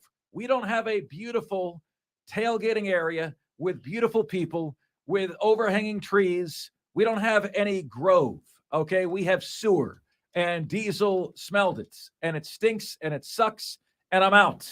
I'm out on that. I would very much like to steal the Grove. What are you guys heisting at 71307? Just start your text with the word fan, and away you go. So I'm going to take Madcraft for his word here. Madcraft says for Miami is stealing Clemson's bus ride around the stadium. So now Clemson, you don't have that anymore. You don't have that anymore. That now belongs to the University of Miami. If you want it back, we need 2 of you to say, I'm a Clemson fan and I want to have that back. That is so cool. The bus ride around the stadium. And then the entrance, they've got the bars outside the stadium, like, the metal bars, and they just enter through a little entryway. No other stadium has that. UF, you got to enter Ben Hill Griffin Stadium in like the bowels of the stadium. You got to go like way below the stadium to enter. Clemson, they have a main entrance that is right at field level that is incredible. That's awesome. Texter says, Diesel, Georgia Southern, I would like them to swap cheerleaders with App State. Well, then you're going to get some hot cheerleaders. That's a good decision. I always it's say, a good Diesel, decision. Listen, you guys. Do you guys not have cheerleaders? I always say this, Diesel, and you can call me non-politically correct if you want, but it is important, very, very important to have hot cheerleaders, because when you're watching Appalachian State on television, or any school on television, and you're considering applying to that school, the front-facing people at that university are the first people you see. And either the cheerleaders are going to make you want to go to school there, or they're not, right? Very, very, very important to have hot cheerleaders. Very important. Like be honest. You have seen cheerleaders before on TV, and you have said to yourself, that doesn't make me want to go to school there. That doesn't do it. Ooh, we got some good ones rolling in here on the text line. Wolverine Joe says that Michigan is stealing Ohio's dotting the I. I love it. Ooh. Michigan steals Ohio State's dotting the I. Ooh, are you taking it back? Are you taking it back, my friends? I love that. And it works because you could type out Michigan on the field. You could write out Michigan on the field and dot the I in Michigan. Wow. You can dot your own I. How amazing is that? Incredible. Incredible. So imagine taking that away from them. Imagine how it would feel. What is precious? What is near and dear to their hearts? Right? Okay, so we've got one Clemson fan here texting back, says he is taking back the bus ride around the stadium. And we have a second for taking the bus ride back from Miami. So that has now been stolen back to the university, back to Clemson University. Miami, you got nothing. You got your same old stuff. Uh-oh. Miami, you have lost. You are not taking the bus ride from Clemson. As far as I say about it, really like this idea from Diesel. Diesel says, give me a call today. And he's like, Mark, Josh Pate, what did Josh Pate do, Diesel? Josh was creating a new tradition at any school in America. Somebody wrote in and asked them if you could create a new tradition somewhere in America, what would you create? And what Josh wanted to do was something a la Virginia Tech's Enter Sandman entrance by using Gloria Estefan and the Miami Sound Machines. The Rhythm Is Going to Get You before Miami games. So I'm like, all right, well, you can just glom on to a tradition. You can kind of twist it and make it your own, tweak it and make it your own. But what if you could just take it? You just take it from somebody, you know? And Virginia Tech, you don't get that anymore. Then they don't have the right to do. You've had your turn with it. Now it is somebody else's turn. Let's share now, everybody. Come on, let's share. Madcraft is stealing the checkerboard from Tennessee. You want to steal Miami's turnover chain. That was cool to you? That was cool to you, the turnover chain. That was cool. Madcraft, who are you a fan of again? Help us out. I forget. You are a Miami fan, is that correct? But I'm not positive. Is that right? Yeah, I don't know. I don't know who he supports. Texter says Auburn really needs LSU's live tiger. Nice. LSU's got the live tiger. Nice. You know what else that would accomplish, Texter? It would accomplish helping to clarify what the actual mascot of Auburn is, because they have the Eagles and the Tigers, and you don't see them ever, right? You just don't see them. Give us the live tiger, then they're the Auburn Tigers. Very clear to see. Very, very clear to see. You get to heist a tradition. Tradition. We got a texter here that says South Carolina steals the USC moniker from Southern Cal.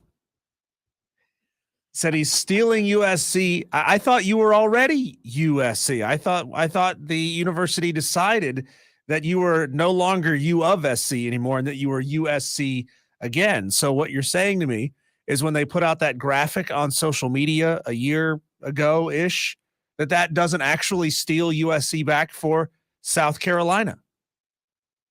Maybe not. Maybe not. Well, anyway, guys, let's keep this conversation rolling. Let's keep it running.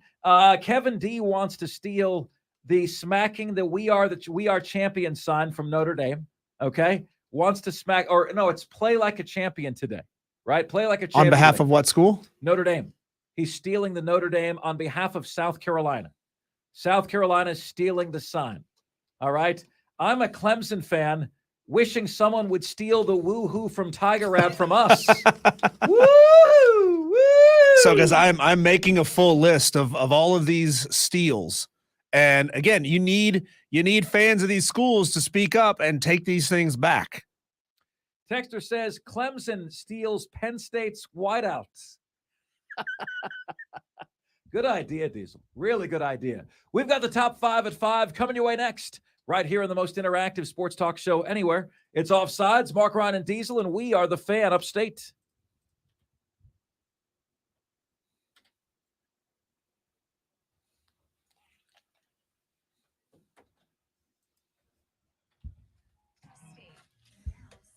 Dude, I think, like I said, I think this would be massive on a national show. Can I do it tomorrow? Yeah, by all means. By all means, use it. I mean, you may want to adjust the take back parameters. Like you can take it back with a phone call. You should say you can take it back with a phone call and 2 texts. You know? There you go. Would you believe we don't have a text line? Really? Yeah. That's why I keep our local text line open, so our local listeners can still text. So there you go. You can take it back with like two phone calls. Yeah, 2 phone calls and a tweet, whatever. You know?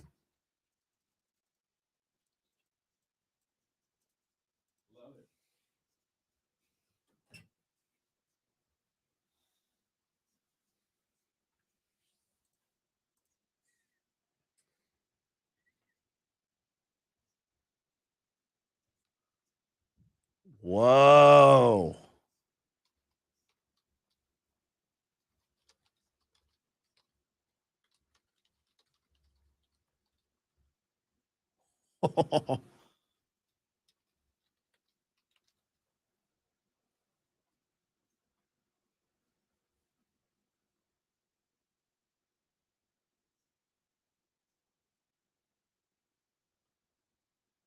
Yeah, guys, I'm surprised that this went as massive as it did. Sorry, I didn't block you guys on the stream. Didn't even realize, but yeah, I think when Mark does this on the national show, this could go gangbusters and get a ton of phone calls. So we're gonna come right back here with the top 5 at 5 here momentarily.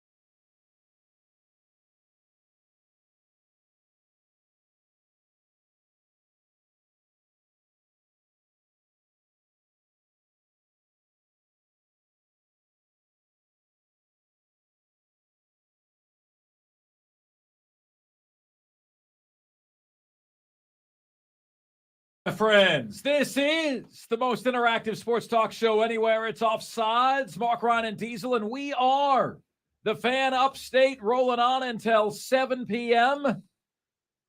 Want to give you guys a little programming notes. For the third time in a week, I will be on CBS Sports Radio tomorrow. Super excited. Did last Saturday from noon to 5. Did their afternoon drive show, Maggie and Perloff, from 3 to 6 on July 4th.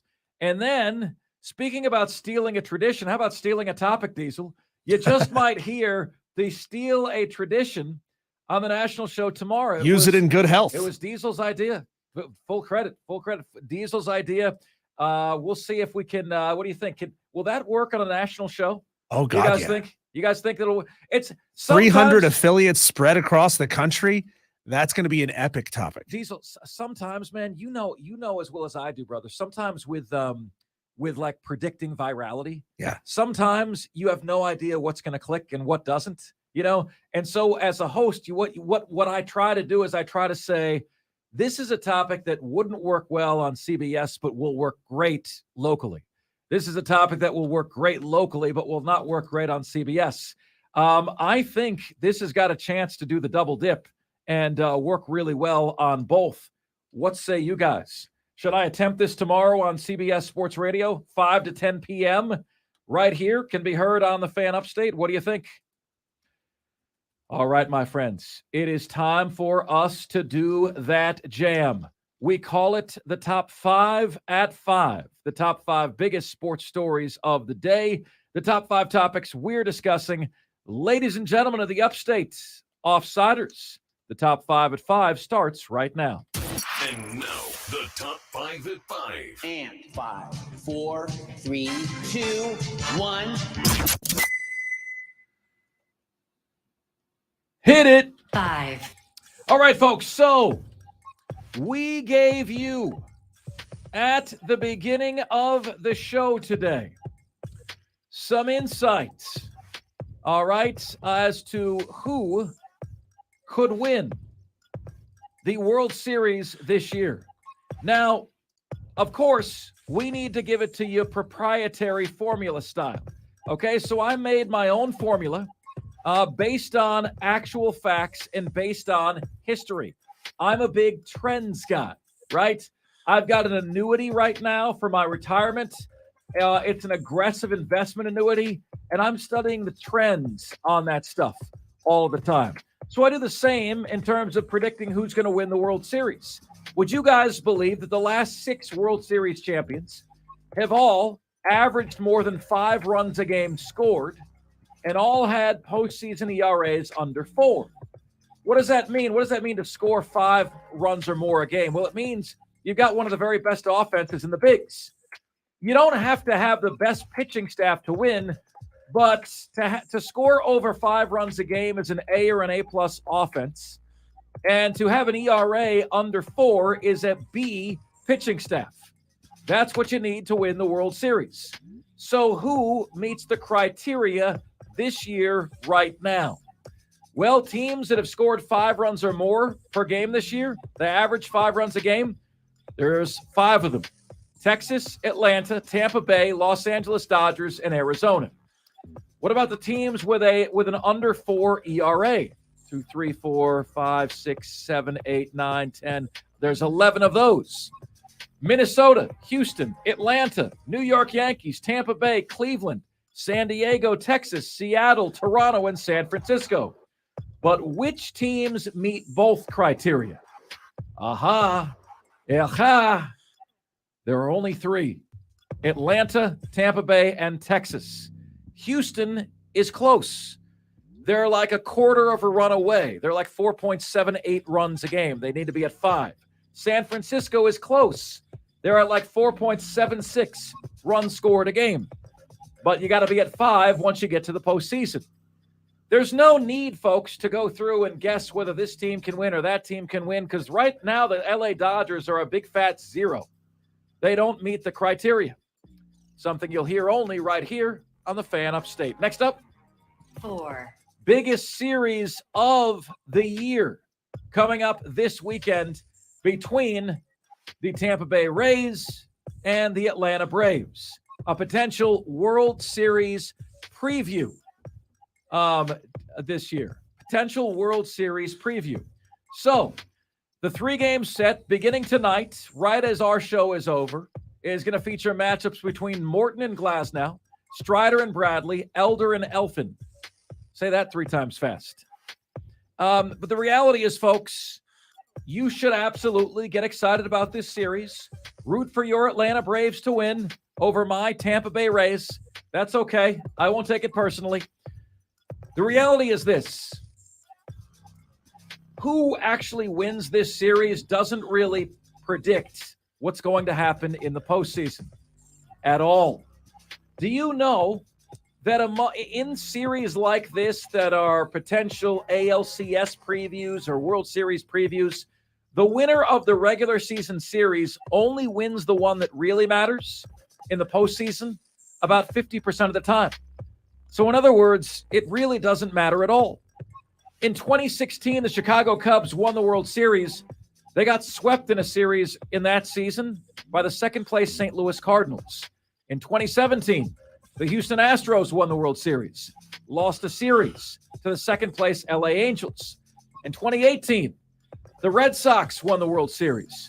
Would you believe they lost 4 out of 5 series to the New York Yankees the same year they won the World Series? In 2019, the Washington Nationals, remember they beat the Astros in 7 games, 7-game World Series. Atlanta was first place in the NL East that year. The Nationals lost 5 out of 6 series to the Braves. In 2021, the Atlanta Braves, World Series champions, lost 2 series to second place Philadelphia. So, folks, this stuff doesn't really predict postseason success. It doesn't really predict an edge. What it can do is get the Atlanta Braves acquainted with a total dump of a stadium so they're not in shock the first time they're playing there come the World Series. What do you say? I always like to give you something on the shows, folks, that you didn't know beforehand and that you can take with you to make you smarter in your own sports chats and own sports discussions. I do love people like Chris Topher on the Facebook comments who says, I guess no faith in the Orioles. Well, obviously, Chris, you didn't listen to the podcast. You didn't listen to the podcast, otherwise you would understand why.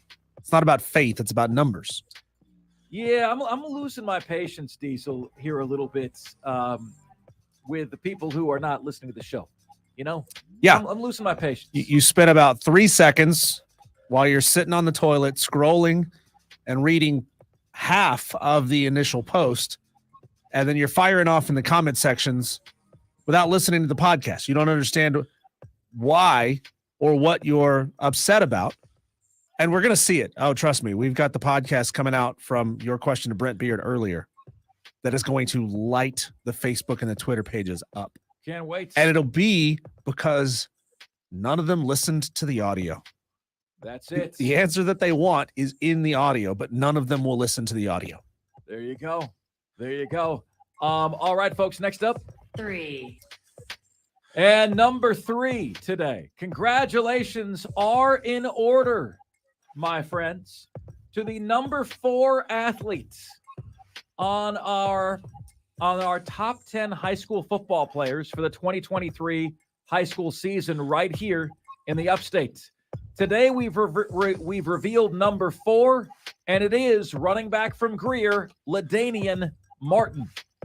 LaDainian was the top sophomore running back in the state of South Carolina last year, was incredibly productive despite the fact that there wasn't a ton of talent around him. And you know what is incredibly impressive about LaDainian Martin is that he was super productive despite the fact that the defenses knew that he was the only guy you had to stop on Greer week in and week out. He's already got offers from Tennessee, Louisville, ECU, Liberty, Coastal Carolina, and others. And he's just going to be entering his junior season this next year. Greer's got him for 2 more seasons. So next Monday, Tuesday, and Wednesday, we will get to our medal stand of the best high school football players in the Upstate heading into 2023. But today is number 4. Today, LaDainian Martin, is your day. Congratulations from all of us here on Offsides at the Fan Upstate. Next up, 2. Number 2 on the show today, our Upstate's favorite athlete bracket. If you are hearing this right now, my friends, I need to get your votes for today. What region is this from today, Diesel, again?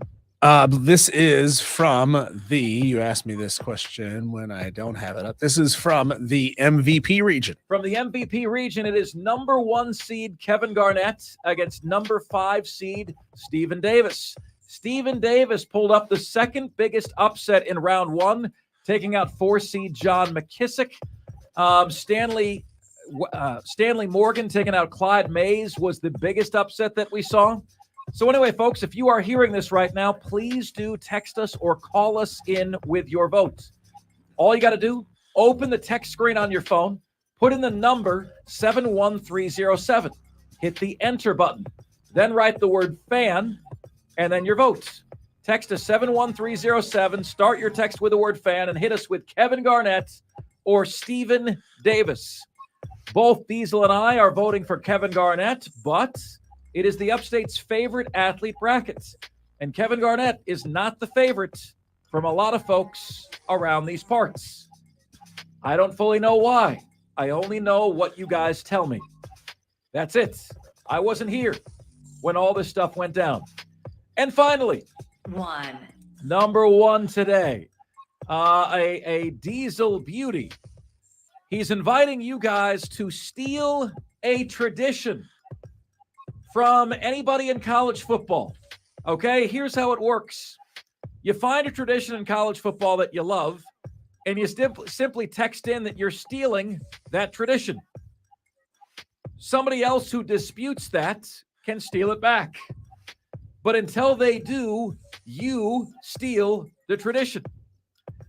And let us cut, Diesel, the submissions for this at 6 p.m. today. Okay. So in the final segment of this hour, we're going to highlight exactly, let's do 6:15. From now and for the next hour, okay, you can steal a tradition in college football. We'll announce it. Then the person who's lost the tradition can take it back, right? We will close the stealing. We will close the crime, Diesel, the petty theft. We got a heck of a list so far. We'll close it at 6:15 today. We will see who has lost what. But you can steal any tradition that you want in college football today. There are a few right traditions that I would steal for another school, but I'm not going to do that. I'm not going to speak for those fan bases. I can only speak for my own, but there are a few that are really, really cool that have not been mentioned yet, and I can't believe that nobody has mentioned that they want to steal it. Now, you take it away from them. I'm not saying steal it as in you copy it. You take it away from them. You can like tweak it a little bit to make it your own, but you have to keep the core of what that tradition is and make it your own for your school. So you get to take that away. For example, I, as an App State fan, want to steal West Virginia's man on the sideline mascot. We have a guy in a plush costume. We have a real man inside of a fake man costume, which is stupid. Stupid. I want West Virginia's man on the mascot. Sounds like a great plan, man. Sounds like a great plan. What tradition would you guys like to steal? And why would you like to steal it? What are you taking away? 71307 is where you can get to us. And those are today's top 5 at 5. Now it's your chance to chime in, which you can do at 844-FAN-PHONE. That's 844-FAN-FONE. That's 844-326-3663. The text line is there for you at 71307 to start your text with the word fan, and away you go. You can get to us on Facebook and on Twitter and on YouTube. We're at the Fan Upstate on every single one of us. Please like us on Facebook, follow us on Twitter, subscribe to us on YouTube, and finally, email. You guys can all email the show. Mark Ryan, that's MARC Ryan, at thefanupstate.com. All the different ways you can get in touch with us here on the most interactive sports radio show anywhere. Coming up, we'll keep it right here with your nicking of traditions in college football. Plus, what are your best and worst celebrity encounters in your life in honor of a certain celebrity that we will share with you next? This is the most interactive sports talk show anywhere. It's Offsides. Mark, Ron, and Diesel, and we are the Fan Upstate.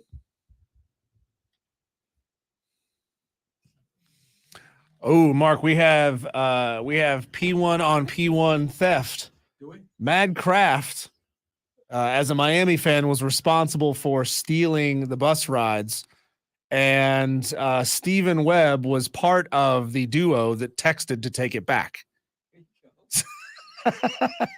Mad Kraft's upset at Steven for taking something he wanted.